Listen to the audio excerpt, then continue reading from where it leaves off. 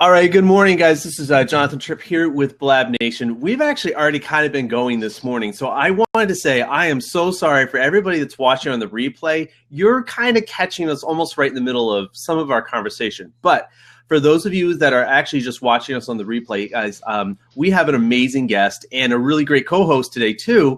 Leland Best is our co-host, and I want to say thank you, Leland, for kind of helping facilitate a lot of today. Thanks, and man. kind of get us going, tech issues, guest scheduling wise and all this. And then we have, and I was going to ask you, would you just do a quick intro for our guest today? Certainly will. And for those of you who have seen his name and might not be sure how to pronounce it, it's two soft E's, or not the silent E's, but the lower E. So yes, we have Mr. Ebong Eka on the show today. And if you have not seen Ebong before, you might have seen him on MSNBC, Fox Business News, several other the local news channels out in the Washington, D.C. area most of the time. Is it, Ebong? Is where you're usually found out there on TV? He's been on Asian television, and you've even back in 2011, you got a chance to kind of address the nation before President Obama stepped up to the plate with his address to the unemployment issue that was going on. So kudos to that, man. That's like the epitome of the top rung to be on, is right there before the president speaks. I mean, yeah, awesome, dude. Awesome. Oh, you know what? I want to add one thing to that. That experience was crazy because they're telling me in my ear, you got to get this out. Because the minute I see President Obama walking across that, across the screen, we're cutting to him live. So I have a clock. I have a countdown clock, like 24-second shot clock, counting in my head as I'm rattling off these points about unemployment. So it was a really interesting situation. Yeah, and if you want to see that, it's on eboneka's .com page. At the back of his video page, you can find that recording and several others of his appearances. So let's just get this thing rolling, Ebon. And like I had mentioned just before Jonathan notified me that we weren't recording yet, I wanted to inform people that you are in the process of obtaining your citizenship here in the U.S. Can you tell us what stage you're at right now? Have you finished that whole process? Are you a U.S. citizen yet, or are we still looking forward to that day? We're actually looking forward to that day. Thank you for bringing that up. And every time I talk about the idea of citizenship, I get really emotional, mainly because ever since I was 12 years old, I had to. Okay, before I go in, I was born and raised in Toronto, Canada. I didn't come from a Civil War torn country, something like that. But I've also lived in Nigeria. Gotcha. My parents are Nigerian. That's where my name's from. Okay. But ever since I was 12 years old, I decided I wanted to live in the U.S. And so that's been a dream of mine. Every decision I made from that point in time in my life has been for this particular day. And so now we're about maybe 2 weeks away, literally 2 weeks away from today is where I do the oath ceremony.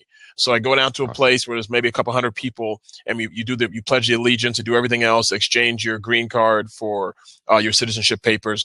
And so that's kind of where I'm at right now. And I'm probably most likely I'm going to try and scope from there, but I'm also going to be crying like a baby as well. So I'm sure. Yeah, I can only imagine. Now, when you started out in your trek, you might say, of what you wanted to do for people, you were a CPA, correct? Yes. When you started. So, and I reflect on that because I was an accounting student in my high school days. I came out an accounting student of the year, and then I got into business as a public accountant for the Detroit Lions and continued my field in General Motors and all that as a disbursement analyst. So I know where that comes from, and the drive kind of to just get out there and do the number thing. But I got bored with the numbers. I mean, is that something you still do as a business, or have you totally 180'd it and gone in a different direction and are starting something else now? It's kind of like it's a hybrid. So let's do this. Let's not mince any words. It is boring. Accounting is boring. Numbers are boring. They suck. However, that is the one way that we keep track and keep score about things in general. But more importantly, what I notice about a lot of people who struggle in their business is that they don't know their numbers right. And I even talked about that in my book. And I was inspired by a Shark Tank episode, really quickly, a Shark Tank episode where a woman came out there. She had a great idea for a business. It was an online platform that allows you to find psychologists and mental health specialists online through a multitude of ways. And then the sharks, they loved it. They loved the idea. And they loved the scale of it. They loved the market. And when she started talking about her numbers, they literally quickly became disassociated with her when they wanted nothing to do with her. And as a result of that, Kevin O'Leary ended up vilifying her. And that happens to so many people in any form of entrepreneurship. They don't know their numbers. They think they're making money. You look at the numbers, they're actually going in the opposite direction. So I realized that at anything that I want to do in business, the thing I needed the most to do was to make sure that I understood the importance of accounting and about numbers. And so that was part of it. And the other part of it was I knew that looking in the future, that's where the jobs were going to be. Absolutely. And I apologize. I know we had an interview. Oh, there it is. I had an outline together, but and I think what's going to happen, it's kind of going to go along the lines of your book. And I want you to really talk about it. And let me get the name of this right, because I was trying to pull up your page. It's Stand Me Up is the name of the book. Am I correct? Start Me Up. I'm sorry. And it's all about the no business plan. And I had a plan here on how we were going to go forward from here on this interview, but that doesn't necessarily mean that's the way it's going to go. So can you talk to us about what inspired your book and why it became, and why it's such a big hit? Because obviously a lot of people love this book, and we'll put links out there. Somebody already has, Jonathan's got it out there to find it on Amazon. So, if you want to read this book, it's great. And Eben, I'm still waiting for that copy, by the way. Yeah, okay. Send me your give me your address. That's all right. I was just messing. Oh no, I was just messing with you, buddy. See, look, I thought I literally had to send you a copy, but that's totally fine. But look, I'll put it this way: the impetus was this. I've been writing business plans since the late '90s and early 2000s, before the dot-com bubble burst, and I was pitching. I had a whole bunch of different ideas, online ideas that I literally was getting in front of VCs because the ideas made sense. And back then, people were writing checks for ideas on the back of napkins, right? And so I had a lot of experience writing all of that. And then what ended up happening next was I stopped after I almost had a deal, and that fell through, and I just started my career. And then I had a friend who came up to me and said, "You know what? I know you used to write business plans. Can you help me? Help me with mine. I want to start a business." I said, "That's great. I totally will do that." Well, I said, "Okay, how about you write your business plan and come back to me when you're ready, and I'll review it for you." But she came back to me 9 months later, 9 freaking months. And I said, "You literally could have had a baby in the time that you spent writing a business plan that nobody else was going to read." And what I knew from my experience is that nobody reads them, right? I interviewed over a dozen different commercial bankers. They don't read them either. VCs don't read them. Nobody reads them. But it's become an academic exercise. But I knew that the bigger thing is this: the enemy of execution is complexity. So when something becomes a little too complex, we tend to put it off because we know what we should be doing, right? But when we believe that it's too hard or there's difficulty, we tend to stop. So I knew that there's a better way. So I ended up stripping out the 4 major areas of focus that I believe were important to getting started in your business. And if you're already in your business, you can look at the 4 major areas and still apply them to where you are as a benchmark. And that's how I started. That's how it started. Wow. And that's awesome. I just love that. Jonathan, do you have anything along those lines that you'd like to address? I think as far as just kind of talking straight out, I mean, really just honestly, just getting right into it, talking about what is the purpose of your business plan. And I loved how you said it's like people they write it and they spend all this time writing it. And usually this has been my experience is that by the time they finish writing it, it's now obsolete and they need to either redo it and they just need to start again. Now, having said that, I think there is some value in some of the process of going, okay, what is it that I plan to do? Sometimes going through a little bit of the process, and at first it's like many exercises. The first time you do it, it is arduous. It is a very daunting task. It takes so much time, so much energy, and usually by the time people finish it, they have no more energy actually to be a creative and to be entrepreneur. And so then they say, okay, so do it again. Now do a revision. But I wanted to hear your take on how do you take that, maybe the idea of the business plan, and obviously, the title of our show today, the no business plan. Elaborate. What is it, instead of going the traditional 100, 200, 300 page business plan, where do you see that how much planning do we need to do with a business plan? And see, the thing is, there's a few things. I believe in the power of getting attention. So the title is a little contrarian because I need to shock you out of the system. If I came and said, here's a better business plan, no one's ever going to buy the book. No one's going to give a crap. But if I say, hey, look, this is a no business plan, and I present it in a way that's a little bit different and it's contrary to what you're used to seeing, then you're going to pay a little bit of attention to it. But now what I do is 4 is more acceptable for people to go through.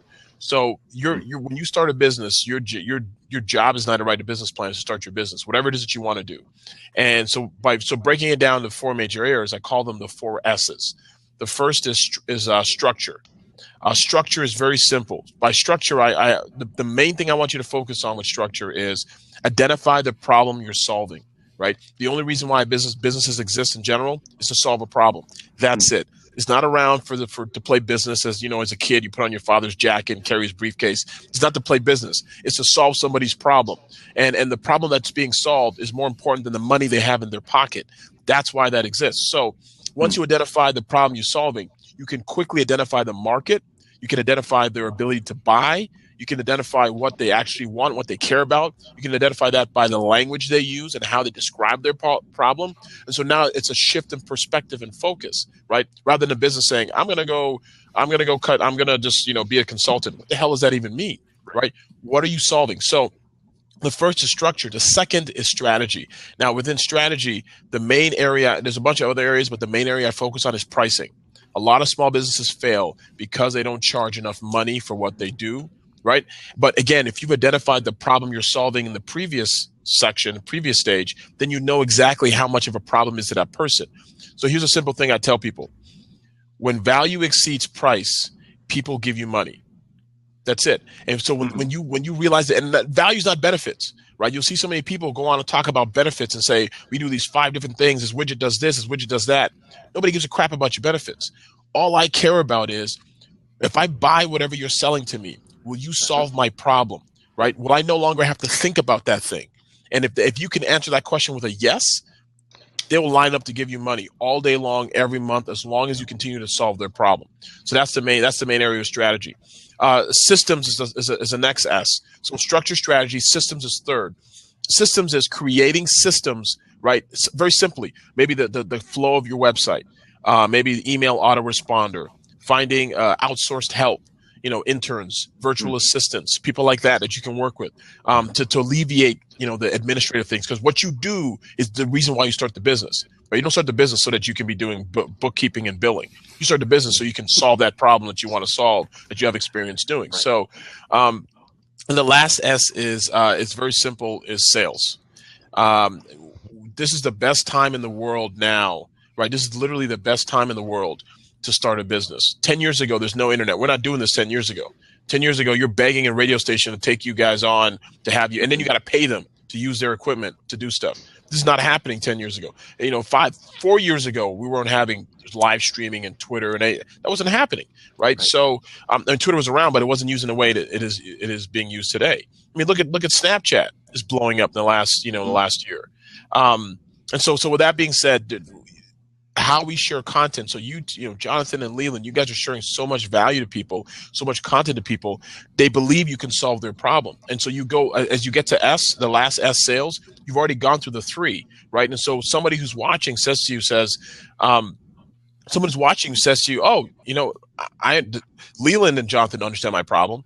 I think their pricing is adequate because I can see the value they're giving, and they have a system. They're sharing, they're delivering this via this platform, and I can go to their website and find out more information. You know what? I'm thinking I'm going to do business with them. And how many of us have acquired clients and customers by talking on live stream or sharing out content without even asking? Absolutely. So that's all a system, and I'm sorry, that's all basically there's an art to that, and so once you identify that exists, you can repeat the process. How much time do you find? Oh, sorry. Let me just ask you: how much time do you find that you need to spend, or that you would really encourage somebody to spend on going through and identifying at least even just the first half of those 4 S's? I mean, I know you need to really consider all 4 of them. How much time do you really encourage people to spend on finding what those are? If you don't spend a time doing this, you're almost certain to failure, because if you don't identify the problem you're solving, you won't know how to talk to a prospective client or customer. You won't know what moves them. And so if you look at, and this is the one book I always tell people to read, besides my book, of course, but I also dedicate a whole chapter in my book, about this other book. And it's Influence, the Psychology of Persuasion by Dr. Robert Cialdini. And your ability to influence other people right?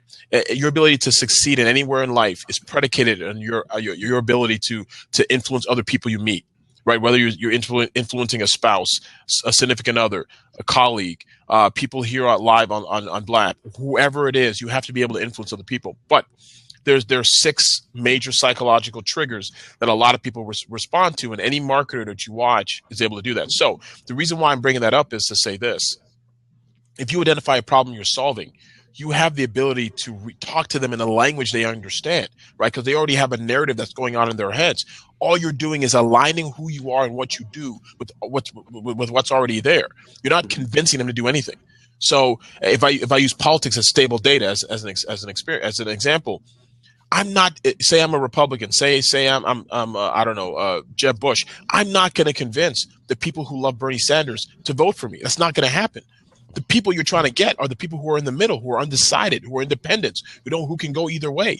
That's what most of life is like. And so it's the same thing when it comes to your business and who you are and what you're trying to do. You want to make sure you do it. You look at that particular area. So you have to identify number one. You have to identify the problem you're solving, because if you don't, you're not in business. You're a hobby. You're a charity. You're just doing it because it's nice to have. I want to be in the businesses where people have to work with me. Right. Where the pain is so intense that not working with me is detrimental to their life. That's kind of what I want. Awesome. And I was just Jonathan kind of took the question out of my mouth as he approached that, and that was awesome. The thing I wanted to just bring up is in that whole business plan principle, because we understand people have to have some type of plan moving forward. If you don't have a plan, then of course, as everybody says, you're planning to fail. So along those lines, what do you recommend people take as the first step to produce their business plan, especially in this world where we're all jumping around, trying to meet each other on social media and things like that? We obviously have to include that in our plan. So how do you gauge a business plan nowadays as to what you should have in it and what you should ignore or what you should avoid? Give us a little step-by-step of what it might take to put together a very succinct, quick, slam it out kind of business plan nowadays. Will do. About a week and a half ago, I was fortunate enough to judge a business plan competition in New Jersey for the Institute for Entrepreneurial Leadership in New Jersey. It's a huge organization in the Northeast. And I spoke there. I talked about the book. I talked about other things, and I also judged the business plan competition that they had. Now, with that being said, I realized that it was painful because I had to read 10 different business plans, at least 50 pages each. It was a nightmare. Like, I could have read 3 books in that same amount of time. But and gotten value. But I will say this much: we fall into a narrative of writing things, we're doing things just to do them, rather than having there be an end to it or a result to what we want. And so what I would tell people, to be succinct as possible, again, going through the 4 S's, the first major things, you have to be able to identify what you solve. You can't just tell me I'm an accountant. You can't just tell me I'm a lawyer. The people who I see who are separating themselves as experts in any industry, in any space, can identify a niche or an area where they're starting, and then they want to dominate that niche. Now, you're probably going to ask yourself, why would I want to dominate just one area when I can do everything? The reality is you can't. Most people start businesses on the side. Most people start businesses while they have a full-time job. Most people start businesses by themselves, and they don't have the capital to hire anybody else. And banks aren't giving anything to you to begin with. So you have to start this. You have to bootstrap it. So dominating a niche makes your life a lot easier. And your ability to dominate your niche by starting out by identifying what problem you solve and who needs that problem solved is the first place to start. So anybody who's, again, people can talk about projections, but nobody cares. Nobody's reading any of that. I guarantee you that. I bet any amount of money, nobody's reading any of the projections because they're made up. You watch Shark Tank. That's a microcosm of what my book talks about.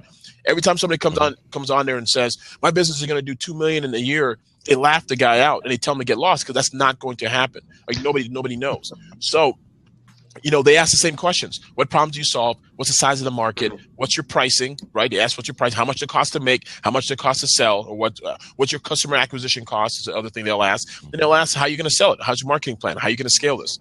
And then it's the same questions they ask. The only difference is they ask them in different orders and in different areas. But it's the same. If you can answer those 4 areas, you most likely end up getting a deal. And so to repeat the 4 S's, I'll write them out. But I would say the first thing you have to do is identify the problem you solve. The second thing is identify your pricing. structure. If it's service based, how will I charge? Now, people struggle with this for a reason. They struggle with this because they don't know exactly the value they bring. So here's an example.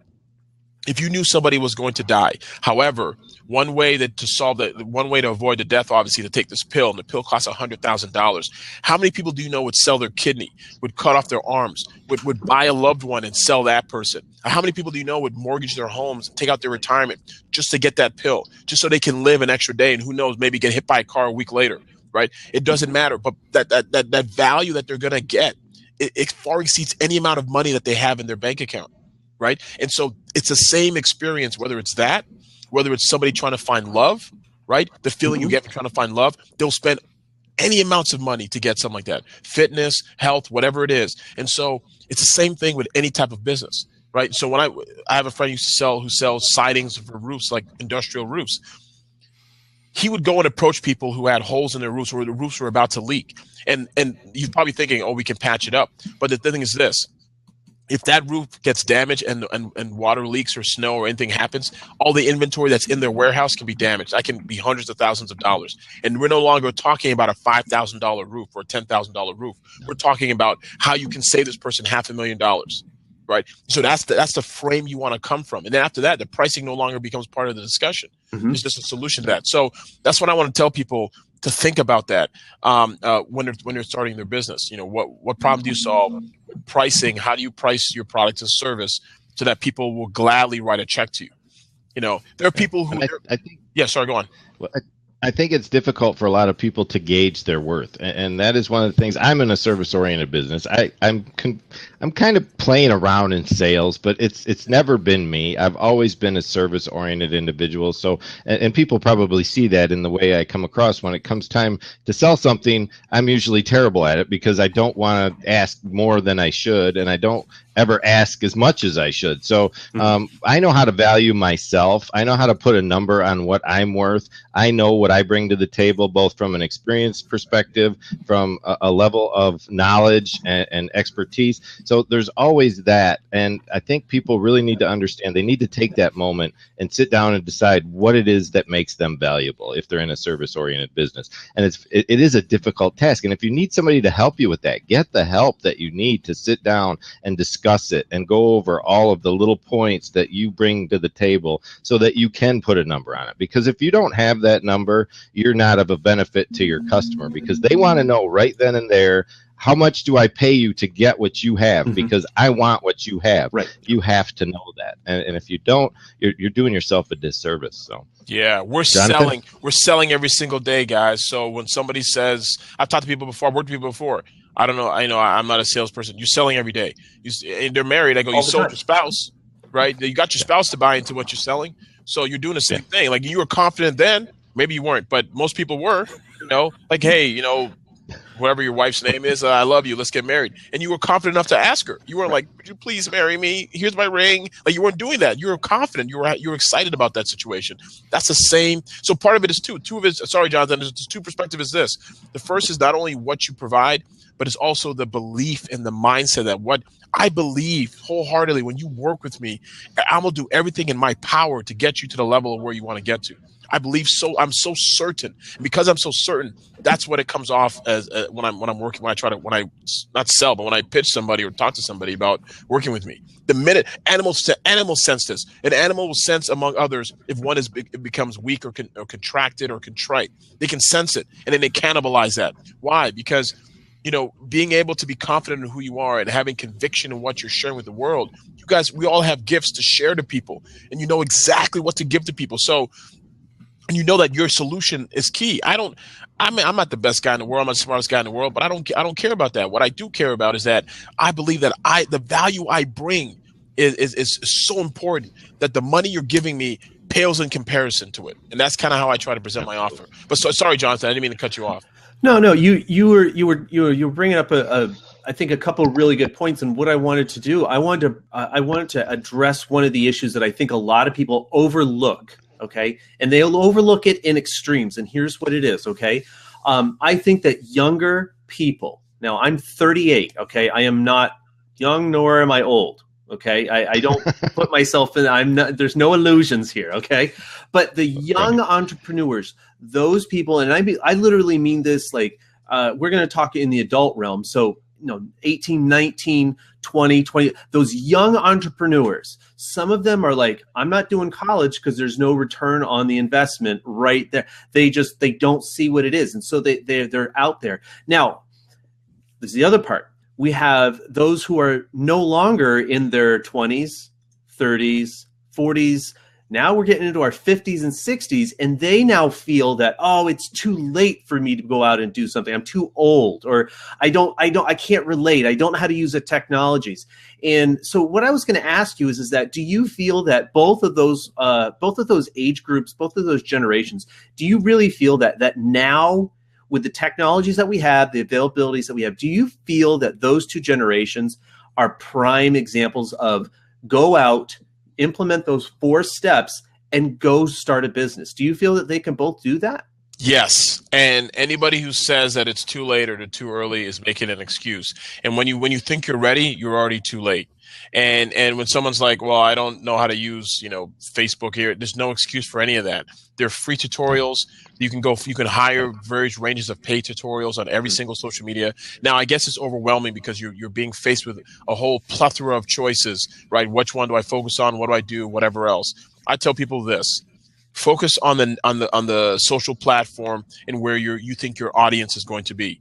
Now, if somebody says, I don't know what my audience is going to be, then you have work to do, right? And that's why you got to figure that out, because you don't want to spend your time on Snapchat when a lot of your audience may be on LinkedIn or vice versa. And again, they're this cross-platform pollination, for lack of a better term. As many people think that their audience is on one major one, most people have at least 2 to 3 platforms that they interact with. I'm not talking less live streaming aside. I'm talking about either on Twitter and Facebook, they're on LinkedIn, some are on Snapchat, some may even, if they're younger, may even be on Yik Yak or After School or some of the other the newer ones that are coming around. And so there's no excuse. Look, the fastest growing segment, I think Gary Vaynerchuk had shared this, the fastest growing segment in entrepreneurship are people in their 40s and above. They're looking there. I'm 40. I'm turning 41 next week. Jonathan, you said you're 38. I don't know. I'm assuming Leland's about. You're 50? Holy cow. I'll be 50 in August. Wow. Yep. I'm that's crazy. I didn't know. That's crazy. So, I mean, I thought you were younger, but so with that being said, like there's still there's the fastest growing segment because for a variety of reasons. There are people who are changing their career. Maybe they've identified a niche, they've identified a lane that's opening up for them, and now they're going towards that path. And so there's no excuse like that. This is not 1995 where you needed $2 million to start to build a website. You get free websites, $10 a month with Squarespace, whatever the hell. There's no. Every time I hear somebody, the reason this is your question's not new. I spoke at a conference 2 years ago in California, and that's exactly what someone in their 20s said to me. And I had to make fun of her in front of like a couple hundred people because it was so. I don't know. It was such a limiting belief in keeping that person from stifling them from starting a business of their dreams. So yeah. I think that an older generation, more so than a younger generation, feel that unless they are so immersed in the technology and that they have all the lingo out there, or however you want to say it, that they're now irrelevant in the marketplace. And I actually totally disagree. And I've used this example before where at what point those people that are in their 50s and above, they're the ones that have literally seen the advent in the start of the use of the cell phone, but they all have them. Yep. The home PC, instead of it taking up a room, it takes up about the size of a sheet of paper on their desk. Yep. They've learned how to do it. I think with the older generation, and I mean older compared to those in their 20s, I'm saying that respectfully, those in the older generation, I think that they bring to something what's called life experience, which you cannot buy. Yeah.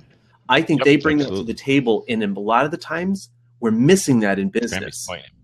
Point at you. That's a great Grammy's point. Pointing at me. I'm going to point at her. That's a great point. I'm pointing back at Grammy. I see and Grammy's a perfect example. She's I'm not going to say it, you're my senior, Grammy, so I'm not going to put anything out there, but she's an artist, and she is now expressing herself with her art. And it's people like us and I'm not a baby boomer. I'm like just this far from the baby boomer gen, but I'm Gen X. So moving forward here at this point in my life, I know I've got got a shorter span left that I have to really work in, and I need to focus on what it is I want to give to the world before my time's up. So I think a lot of us in this age bracket are a little more motivated in some cases now than even, but I see some great things coming out of the millennials. Don't get me wrong. There are some fantastic, is it breaking up, Jonathan? Yeah, you're breaking up a little bit. It comes and goes. I saw your key there. All right, sorry, but could be my audio. Is there that we better? go. Okay, now you're back. Okay, yeah, that's better. Back. Awesome.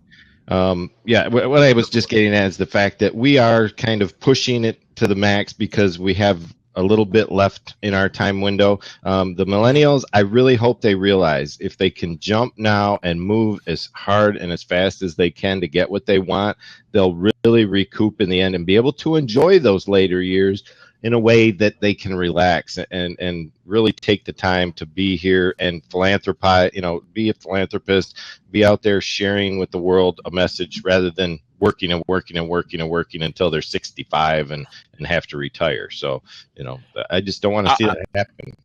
I want to address a point. James Harbin had mentioned about Twitter is just marketers talking to marketers, and I had mentioned that I literally have made more money using Twitter than any other platform. Well, that's not true. Now it's like Facebook, and actually Periscope actually has been pretty lucrative for me too. But cool. But the point I'm trying to make is this is with regards to Twitter is, and it doesn't matter what platform you're on. People can sense marketing a mile away. You can see traditional brands do stuff like this already. So if you go on Twitter, Facebook, you can see the traditional brands. They're not 100% comfortable in how they share their information. So they're marketing. You can just look at it. It looks like marketing. But the people who are able to build their platform, build their audience, and generate revenue from it, is one it's a longer term gain. So I'm not going to post something and automatically people come to me. But the second thing is they're sharing a level of information that people are actually are relating to. And that goes with the know, like, and trust factor. So with live stream, whether it's Blab, Periscope, or some of the other things that I've done, or all the other platforms that I'm on, I'm sharing my information native to that platform. I'm not just sharing on Instagram and Twitter in the same way. They're both done differently, but I'm doing it in a way that people can relate and say, yeah, you know what? This guy actually knows my pain. He understands what I'm talking about. Let me reach out to him and find out if he can help me with more. And that's how I end up generating leads as a result. And so it's easy to have a belief where it's just, a blanket statement about all this and all that. But again, there are people who are killing it on every single platform that you can think of. And if you hear somebody come out and say, this is over, or, Instagram is done, and they have no idea what they're talking about. I had somebody tell me about a couple of years ago that email was done. Email is one of the number one ways for people to make money, right? By building an email list. And so there's no, 2-3 years ago, I was writing this book. I was having a conversation with a high executive in the email marketing space. And there she was telling me, yeah, no, it's email is going to be done. I was like, you're out of your mind. There's no way. The only difference is how we use email. Right, we use it differently. I don't read every single thing, but I'll read the things that I actually like and care about. Right, and Gmail's helped us by helping us do the marketing, the other stuff, social, and then your private. So now it helps you even separate it more. Right. No, you hit it right on there. And you guys are going to hear me say this. I think the only platform that I just don't understand it is Google Plus. I just don't get it. Like I hear, people, but you really bring up a really good point in terms of guys, the platforms out there, you can build an audience on any platform. And the reason why is because if there are people there, okay, if you were able to connect, you share out your message, what those pain points are, your passion, in that you're able to speak about it. I mean, because how many of us maybe know if somebody has a really good solution to the problem, but they present it so poorly that you actually feel worse by reading their solution, right? I've seen that. I'm kind of going, do I really want this? I mean, yeah, maybe it's going to solve my problem, but I just cannot connect. And for me, honestly, as a social media platform, Google Plus does that. It's got some really cool features in there, but I'm not going to be there because it doesn't make me feel good. Yeah. Blab makes me feel great. Guys, you do not understand that. When I finish my Blabs, I'm standing 10 feet tall. Go. Come on, man, let's go. This platform. I do. And I'm going to keep doing this. And so And so I really wanted to make sure that we really do stress, and so that you guys know, if you haven't seen it already you can see it live. You can't see it on the replays. His book here is Start Me Up, and we have a quick little Amazon link in the question chat.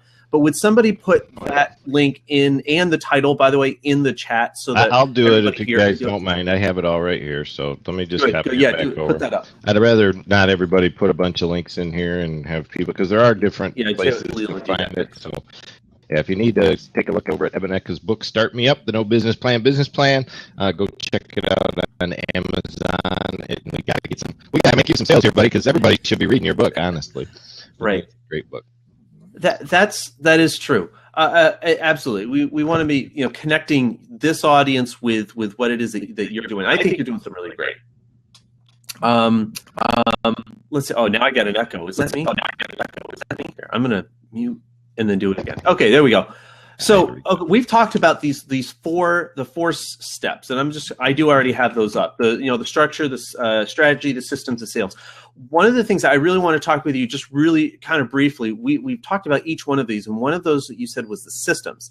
I've talked with a number of startup people, and they have said again and again and again, once you get your product and they say don't spend too much time on that. They actually say one of the biggest things to help you grow quickly is actually developing a team, a very, very tight-knit team. How important do you see that as developing a team important for startups and entrepreneurs and things like that?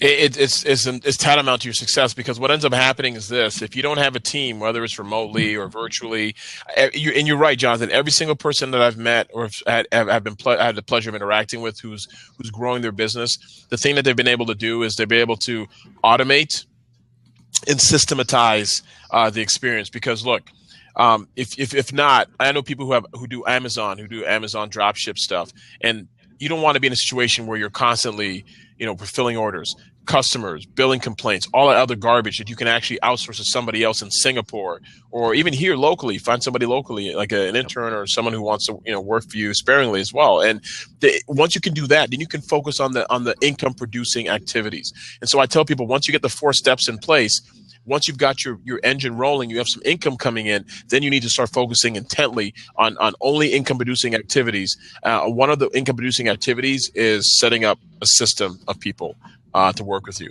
And it's not as expensive as people think to find other people to help you. No, it's not. And Amazon's a perfect example of one that you can leverage, because there are so many ways that, you've got Amazon as one, just being an arbitrage type system, but then there's also the fact that you can leverage their delivery, their shipping, their guarantees, their refund process, all of that. So you don't even have to get into the mix. It's when you get into the FBA or fulfilled by Amazon, you have a whole nother ball game. And, if there are people in the crowd that are interested in that kind of thing, there are people out there that I'm connected with that are doing that. So just let me know. I can connect you with the right people. I'm sure Ebon even knows some of those folks. So let's start. I think, Jonathan, would be a good time. We're at the 10:45 to the 11 hour here, where we can start taking some questions from the crowd. So Ebon, if you'd be so kind as to go through these with us. We'll have to read them so that they do show up on the audio track on the video. So Jonathan, go ahead and throw that first one at him. And while I do this, just Leland, what I'm seeing is that I'm hearing actually is that your sound, it's good, and then it garbles up. So I don't know if you need to recycle or go out. I'm going to go out and come back. Okay. So Ebon, one of our listeners here today submitted a question. Shannon, she asked, what is the most common mistake or misstep you see entrepreneurs make in their business plan? The most common mistake and misstep. Thinking that Shannon, answer your question, there's a few, but one I'll share is thinking that you have to have an innovative idea in order for it to be successful. And that's one of the main things. And then the other one is, and again, innovative, but not solving a problem, just thinking that people need it because there's nothing out there like this, or I have an innovative product, or I have an innovative service, and that doesn't really matter. What matters more than anything else is, can you solve someone's problem? And so I think that's if you don't take care of that area first, everything else is irrelevant. Social media, sale, all that's irrelevant, because you won't have any customers in your funnel, quote unquote. I've got kind of a follow-up. Because I know you read a lot of business plans. How many business plans that you see, that you come across, only show growth and green, and everything's already always growing and always. Do you ever see one that's kind of, well, if this happens, they give you a contingency plan where it shows failure, or is it always greener pastures, always great things are going to happen? Because I know you read them, so. Yeah, it's, you know what it is. That's the reason why nobody reads them, because it's like a resume, right? You're not going to put on the time you were late to work on there. You're not going to put on the time when you slept in. You're not going to put any of that. You're not going to put on time you came to work drunk. You're not going to do any of that. What you are going to put is your successes, your accomplishments. When you're sharing your business plan, you're not going to put in there, look, I've never been in this industry before. I'm new to this industry, and therefore everything's a crapshoot. So invest some money with me. Like, you're not going to do that. So we all know it's going to be rosy. So as a result, everything is like the best scenario, and so we know that's not going to happen. So one thing I would look at, that's why people don't even read them, because it doesn't matter. Like, everyone has different. This is the thing. When it comes to sales, you have to understand what your customer wants and needs. So when you hear somebody say something like, sell me this pen, people automatically start telling you benefits about the pen. They say, oh, the pen is long, it's great ink. But you don't even know if they need a pen. They may not even have arms. Like, you have to find out what they need first and what they want, right? If I try to sell a pen to somebody who doesn't have arms, what am I doing? Right? My pen's not good enough. No one wants to buy it. Yeah, you're selling to people with no arms. It's crazy. So that's what people have to think about more than anything else. And that comes down to, again, understanding who your market is, who wants your product, who wants your service, and why. Excellent. I see Ms. Meliz has got a question as to what does Ebong sell. So, Ebong, can you tell us a little bit about your business plan? What is it you provide as that quality product or service for your public, and what is it that what drives you? What is it that's really pushing you out into the marketplace? So the most part, what I do is my consultancy is economics. So it's EKANOMICS.com. And yeah, we didn't bring that up. Yeah, it's for some reason I got excited and I started talking. But it's a small business, my small business consultancy. And so what I do is I work with businesses to help them not only identify their idea in the marketplace and their audience, but also their pricing. So I've also been called the Prince of Pricing. So I help people with their pricing to help them set it and so they can raise their pricing. Majority of people, I'm willing to, my research, I say anywhere from 90 to 95% of the people aren't charging enough money for the services they provide, and automatically when they submit a proposal, they're afraid to raise them, and they're like, you know what, maybe they'll say no. The best thing in the world is to charge so much that it forces you to be able to over deliver on something, and so part of it is this. One is the pricing, the actual number. I help businesses create the number, right? Figure out what the ideal range is for what they provide, and then by doing that, we identify their audience and their niche and who their decision makers are. And then the other piece is the mindset. Because if you don't believe you should be charging 10 times what you're currently charging, it's not going to matter what I tell you. It doesn't matter if Jesus comes down and tells you should charge $10,000. If you don't believe it should be $10,000, you're not going to pay attention to it. So we got to work with the mindset shift and understanding what you provide and why you provide it. Absolutely. Have we answered Renee's question, Jonathan? I don't think we have. Okay. I kind of typed something in there. Renee's question real quick is, can you define what you consider a team? Is it a paid staff or maybe a volunteer staff or coworker? I mean, how would you define a team as you've set it out in your 4 S's? It's a little bit, it's both. And Renee, that's a very good question. You got to find people. So the thing is this: we automatically assume that what incentivizes us is cash. And so you automatically, when someone wants to work with you, you automatically think, I don't have money to pay you.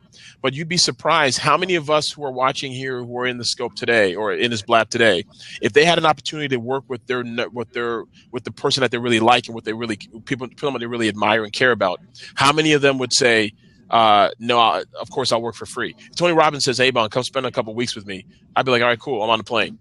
Right? Why? Because the value I'm going to get from that interaction far exceeds anything else. I found interns to work with me from local colleges, not because I'm some special dude, but because they want to learn what I'm doing. And everybody who's here has something that they can share with somebody and share and mentor as well along the way. No, and that's their incentive. Right? So it's not, money could be part of it too, or other perks. But again, a lot of it's not just money, because we've all worked just for money. And our lives have been more miserable than when we were struggling building our businesses. Absolutely. Now the questions are pouring in, Jonathan, so we'll probably have to bullet these real fast. Right. So go ahead. You can take. Right, I'll pop them in and out. Thanks. I appreciate that. Kind of helps me Helps us to prioritize here. Sandra Santorino, who she is actually part of Say It Forward International. Okay, Say It Forward, and this is a really cool movement. Okay, and she is really big into inspiration and passing that along, and hence that's why she calls it, Say It Forward. So, and she asks, who has been a big inspiration in your life? I have a few, so real quick, and I'll answer. We can go over a bit, and I'll answer a bunch of questions. I have an extra 15, 20 minutes, so we'll do that. Awesome. Sweet, so, thanks, Evan. I want people. I want people to get. I want to be able to leave something. So when you're here, you're like, you know what? I'm glad I came to this. That's kind of. I don't want to be like, hey, and then you guys leave like I just wasted an hour of my life. So I want you to be happy that you were here, even if it was 10 minutes. So my biggest inspiration is my mom is one. She raised 4 kids by herself, living in public housing in Toronto, Canada. And she never gave up. We had neighbors who were selling drugs. I got friends who grew up who got pregnant at 14, 15 years old. I had people that I know I used to play basketball with who were good enough to get college scholarships. One is currently in jail doing a 10-year bid. Another one, his younger brother was murdered because he was like a minor drug kingpin. I saw so much poverty and sadness and dilapidation, mental and emotional dilapidation. Watching my mom be very strong, as an African mother, raising 4 kids in that environment and then getting us out of that is on another level of inspiration. So every single time, I was faced with a decision. I grew up quickly. We all grew up. You see my siblings, we're all older than we really are. And so every time we were faced with decisions of whether it'll help us or hurt us, whether it's going to create hell on earth or heaven on earth, we had to make that decision. And the one thing she would always say to us is, she would always say, if you get into trouble, I can't come and help you. I can't write a check and get you out of it. So you have to make decisions accordingly. And every single day, to this day, I make those decisions. That has kept me out of any type of problem, any type of trouble. I also include Eric Thomas in that mix because of the way he speaks. It resonates with me as well. Tony Robbins, a mindset shift, seeing things differently, seeing the world differently. Those guys really, really do it for me as well. Jim Rohn is another huge one that I really admire and I like. I go through seasons of listening to motivational people, but I will add this one last point. Every single day I listen to motivational messages every single day for at least several hours a day. I get up in the morning when I'm getting ready for work. I got a motivational message on for at least 20, 30 minutes. When I'm during the day in my office, if you can see my screen, I got motivational stuff going all day long on YouTube on repeat, just going. Why? Because I have the external forces, external pressures coming into me. Everything that I'm trying to do and accomplish in my life before I leave this earth is contrary to what you're hearing from the outside. And if I do not use everything in my power, in my body to fight those, there's no way it'd be easy for me to quit. It's easier to quit than it is to keep going. So absolutely, I make a commitment. This is part of what I do, who I become. I speak like some of them now because I listen to them so intently. I memorize speeches because of that. And that's how it has to be. You cannot have it both ways. So what you pour into you will come out of you. And that's kind of, I guess, to answer your question, Renee, that's what I do. Well, I think I can agree with the comment you made that you are starting to sound like those people, Ebong. So my hat's off to you because you are one of those people that inspires with every word that comes out of your mouth. So don't ever let anybody tell you otherwise. All right, Thank you. It, Jonathan. Got another one. I'm going to sum up the next question from James, where he classifies himself. He says, "Look, I'm 23. I've been in affiliate marketing, internet marketing for 8 years. He's never had a business plan. So do you think these generations are just as hard-headed as me?" And I guess I think what he's referring to is talking about a lot of maybe more traditional businesses or traditional entrepreneurs that are, say, in their 30s, 40s, 50s, et cetera. Do you think they're just as hard-headed as maybe he is for trying it for 8 years? No, the thing is, the reason why I call it a no business plan, because I believe the traditional business plan is BS. Even the first line of my book, I actually say that your business plan most likely is BS, and I actually say it, I spell it out. And the reason why I did that is to remind you that you do not. Being contrarian is nice and good, but you don't have to. There's an easier way to get started. And so you don't have to have a traditional business plan of sorts because that's just a waste of time. And if we were to look at James' business, anything that James is probably doing that's succeeding probably falls within those 4 areas. I almost guarantee it, right? He's solving a problem, right? He's identified that problem he's solving. His pricing at the place is optimum, so he can make money from that. He has a system in place, whether it's FBA, Amazon, or a virtual assistant going through some stuff. And then the last is he has sales. He has content. He's out there. He's sharing content. He's either advertising in a way that shares his content. There's something else that he's doing. So what I wanted to do is I wanted to provide people with a sort of like a blueprint to start out, so that they didn't feel like they had to write a traditional business plan. But there are a lot of people who are succeeding. They fall within it already. So yeah. So with regards to my views, I think we're the same. It's just how we're saying it is different, right? So you can call water. You can call it H2O. It's still the same, right? And that's kind of where I think we are right now with that. All right, great. So you answered both questions at the same time, and I appreciate that. That was awesome. You killed it. That's awesome. Yes. All right. And he's got one more. And James, thanks so much for your questions, because you do have some awesome questions. And I got to give you kudos for a person who's 23 years old and says he's been doing this for 8 years. Does that tell you when he started?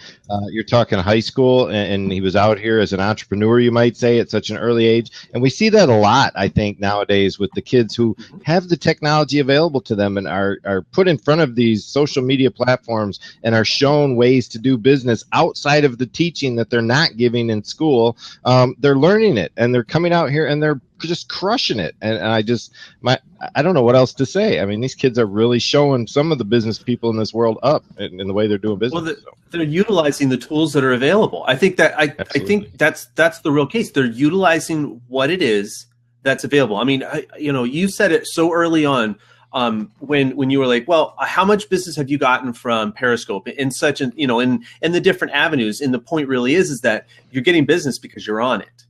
You're out on Periscope and you're doing this, guys. And so when you're out on Blab, and I encourage people that are in our Facebook group, guys, I really want to encourage everybody here to start using Blab. I think to a fuller capacity. Just don't show up and be like, oh, I'm going to do a Blab. Guys, put some planning into it. Reach out, ask for some co-hosts, and we're going to actually be starting this pretty hardcore. I mean, really, it's going to be like, guys, let's get this going. Let's make this platform really work, so that people like all of our guests, we're going to make a place and a platform so that they have somewhere where they can go out and share their message. Because I think today's Blab, honestly, guys, I am so on fire. You don't even know it. You don't even understand right now. I love this. I'm going to be hitting the replay. Share this out, and not because it's all about what BlabNation is. It's because the message is so it's so inspiring. It's so potent. You guys need to get this out. So that's my make sure you share this out. Make sure you hit the replays. Make sure you share and tell your friends about it, because that's the way that social works now. So. Yep. And we'll be happy to provide you some of this, Ebong, if you want to be able to use it for your own strategies. I'd love to. All right. What do we got? Melissa, go ahead. Do you include Melissa Reyes. Go ahead. Melissa Reyes is it's not 10 Minutes in Tinseltown. What is it? Tonight in Tinseltown. That's her show. She actually has a Blab show. She says, do you include case studies or examples in your book? And who stands out in business without using a plan and making the 4 S's their focus? So it's the what and the who. So yeah, I do. So what I did was I interviewed in writing my book. I used my experiences, I also talk about some of my failures. So I use my experiences in the book, but I also for each section I have real world examples of people I interviewed throughout their business life. And it's not so for structure, strategy, systems, and sales, I have at least 1 or 2 examples per section where I focus on an area and how they're implementing that part of the S, whether it's a pricing piece or how they systematize their business, how they're using content marketing and how they're selling via social, also their ideas, all runs the gamut of it. This is literally a comprehensive book. It's an easy read. It's written in a way that I speak, but not written in a crazy way. And I even got this. So just to add another level to this, this is also traditionally published. So it took me 3 years to get an actual book deal. I wrote this book in 3 freaking months, and over 65,000 words. And the reason why I bring that up is to say this, not to impress you, but to impress upon you that I had to be thorough in what I was saying. I had to be able to back up the things that I was saying. I had to be able to reference. I had to be able to add the bibliographies to it, and not just write out of my butt. So So to answer your question, yes, that's pretty much how I want it to be applicable. I want people to be able to read this and have it add value. I don't make money selling this via Amazon or wherever else. I don't. Like, that's not, you don't make money selling books. And so I have a lot of people who are interested, who love it, and it helps their business and helps them think differently, how to grow their business, how to start their business. And that's kind of the whole message, that I'm trying to expand on. For sure. All right. I think that's all that are up. And if anybody's got any more questions, we're running down to the last bit of the time that we have available with Ebong. So please make sure that you put it in the chat right away. I don't know. I'm still, it's like a fire hose, dude. I'm trying to suck it all in and take it all and come up with the next question on the top of my head. But, is there any advice you can give those out here who are just starting their new business, or maybe they're, into social and they want to start putting that message out there? I mean, can we get some insight on what it is that helps you create your message? Is there a starting point? This is not business plan related, but obviously it's mindset related. Can you give us an idea of how we get into our own heads, or how can we get out of our own heads sometimes? What's your best advice to people starting out that are stuck and don't know what to do next? The first thing I would always say is you have to, what you pour, and I mentioned this earlier about the motivation, what you pour into yourself, right? What you pour into yourself comes out of you. So that's the reason why I do the daily motivation. I have to. I can't allow doubt and anxiety to creep in. And don't get me wrong, I still experience it, but not as crippling as it used to be. And the other thing I would also say is you got to find, and this is part of your journey, you have to go find a mentor, somebody who's doing something that you want to do, and then follow them accordingly. You can know them. It could be remote. It could be you watch their blabs, watch their YouTubes, watch whatever they do, interact with them, engage them, send them an email. You have to do something like that. Why? Because it's easier for us to attempt things and to try things once we've already seen it accomplished by somebody else. And so every single thing that I've ever done in my life, I've seen a vision for it at first, and then I've figured out ways to make it happen by following up, modeling my success after other people, or modeling myself after other people's success, and understanding, being able to write this book is not just writing a book. I had to understand how the publishing industry worked. I had to find people who are already accomplished publishers, who are already accomplished authors, who are best-selling authors, and people who are already in the space, and then I learned from them, which ended up shortening the period, the learning curve. That's one of the surefire ways to do it. So whatever business you're in, you got to find somebody who's a little bit further along than you are and follow what they're doing, because they've already paid the price for it. It doesn't have to be that expensive for you anymore. Somebody else has already done it. Absolutely. And we'll move on with Grammy's question. I just want to address what Frank listed through here. And Frank and Jonathan work together, and they have a startuplive.com or a startup live coming up here in March. And I think they would be really excited to get you on their show, which is it's an ongoing thing with a lot of different entrepreneurs and people like yourself. So I highly recommend Jonathan get with you and Frank in the background for that event that's coming up in March. I think you'd be an awesome addition to that, and it would really benefit a lot of people. So Grammy, go ahead, John.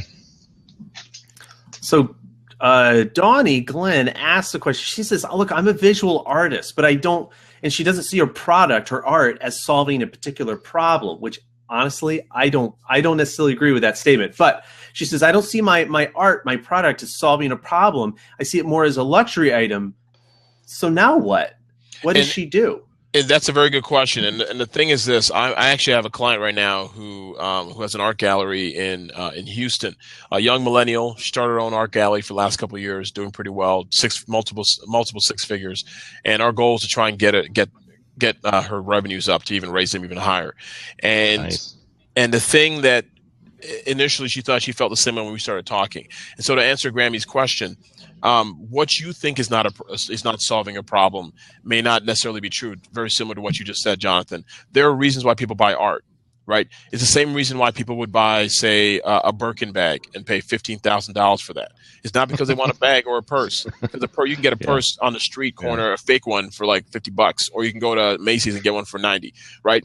That's not the reason why. There's something else that's underlyingly why somebody wants art. Sometimes it's therapeutic. Sometimes it's I want to just cover my walls. Maybe I just like this type of artist. So the key is this. Without getting too deep, Grammy's art, you have to figure out why people like what you provide them. And they're not going to tell you just because it's pretty and nice, because they wouldn't give you money for that, right? Because there's so many people who draw. The people who draw for free, right? You can go to a paint and sip place, those places where you pay money and you paint all you want, and then you get to drink as well. You can do that all day long, right? And people will give you their art. And so people aren't buying your art, Grammy, because it's nice and pretty. Not just because of that. They're buying it because there's something else that you're able to attach to. So my point is this. The people who are your existing clients and customers, I would suggest to you is that you just ask them basically, what do you like about what I provide? And just give me an explanation of your experience. And I guarantee you, over a period of time, you'll start to see a pattern even start to develop. Yeah.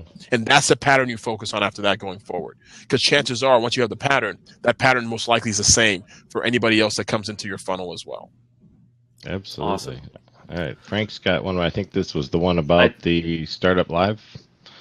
It's Frank and I work with it's a conference that we do online here. The last one we did was in mid-December. We talk about startups and all those kinds of things like this, and I think Frank would really like to be able to connect with you. He's one of the members of our team, so I'm going to let Frank be able to do that. I'll probably do a little bit of follow-up. Don't be surprised if I poke you and bug you about that. But I think it's a great opportunity because your message is so keenly defined to help entrepreneurs and even so specifically startups where they need to get that traction. They need to get it now, not 3 months from now when they finish writing their business plan, not in 6 months after they've done their internal polling to find out how viable is. No, we're talking about doing things and doing them right now. Because right now is the time you need to start taking action, not 3 months from now, not 6 months from now, because by then, honestly, you're going to be dead, burned out, or broke. Okay, so we can't let that happen. Okay, so sure. With that, we are literally, I think, right at the end of our time with you. That you said you were available, and I do not want to take advantage of that too much. So, I really appreciate that, and if you would, Leland, would you drop in? Yep. Here's his book, and here is his site. So perfect. EbongEka.com, correct? Yes, that's it. And you can also check out economics.com too. Oh, yeah, that's right. Let's get that one in there too. Economics with a K, is that right? Yes, economics. That's right. I loved it. That is so branded. That's awesome. And Eben, I know with the things that are heading in my directions, I'm looking at pushing towards 6 figures here anytime soon. So I will be in touch with you in the near future about some things I want to do and the way I want to move forward from there. So it's once I get the ball rolling and everything gets going, I really am going to need some of that structure in my business plan. So I'm certainly going to reach out and see what you can do for me. All right, dude. Awesome. This has been an awesome blab is what it's been. I think that's fantastic, and I hope everyone in the fan seats received some value from this today. I don't see how they couldn't have. Jonathan, go ahead and close us out whenever you're ready. I was going to say the exact same thing, guys. If this is one of the reasons why we make these available, why we do record these, guys, you can watch it on the replay. We're going to be making this available on our website, but just so that you guys can go back, listen to it again, start pulling this. This is going to be one of those blabs, guys, that you can listen to it once. You're going to get one thing out of it. You need to listen to it again to build on that previous knowledge and that previous experience. So I'm going to tell you guys that's this kind of blab. So catch it on the replay and share that out. But in closing, I do want to say absolutely thank you so much for spending your last hour or so doing this. It was really our pleasure, and on behalf of our fans, I really say thank you. No, thank you so much, guys. You don't understand. I'm beyond appreciative being able to do this and share my message, my thoughts. Again, it doesn't resonate with everybody, and I'm trying to get everybody to know me. You don't have to agree with me, but if I can get 7 billion people on this planet to know who I am, I think I'm in good shape. So. Awesome. Well, guys, thanks. With that, what we're going to do is we're going to close out the recorded portion of this session. Guys, we're going to be back here on Monday at 10 a.m. Eastern, not tomorrow. No, we're going to be back next week, Monday at 10 a.m. Eastern, and we have actually all of next week already full, and we have another really great lineup for those of you guys. So, guys, and again, thank you so much. I will talk to you later.